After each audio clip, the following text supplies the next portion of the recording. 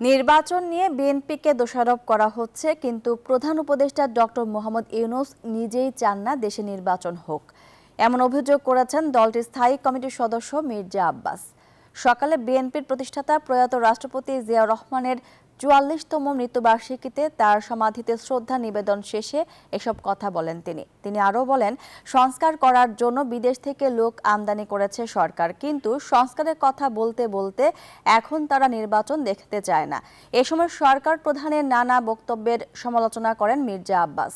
এ সময় কেন্দ্রীয় নেতাদের পাশাপাশি দলের বিভিন্ন পর্যায়ের নেতাকর্মীরা জিয়াউর রহমানের সমাধিতে ফুল দিয়ে শ্রদ্ধা নিবেদন করেন। এ সময় দলের প্রতিষ্ঠাতার আত্মার মাগফিরাত কামনা করে দোয়া ও মুনাজাত করা হয়। আমরা বলতে চাই, একটি লোক নির্বাচন চায় না, সে ইউনূস, উনি নির্বাচন চায় না। বিএনপি বরাবর নির্বাচন চেয়েছে ডিসেম্বরের মধ্যে, এবং এই ডিসেম্বরের কথা কিন্তু ইউনূস সাহেব স্বয়ং বলেছেন, আমরা বলি নাই। তারই প্রস্তাব পরবর্তীতে শিফট করে চলে গেলেন জুন মাসে যদি নির্বাচনের কথা বলেন, এই নির্বাচন কখনো বাংলাদেশে হবে না।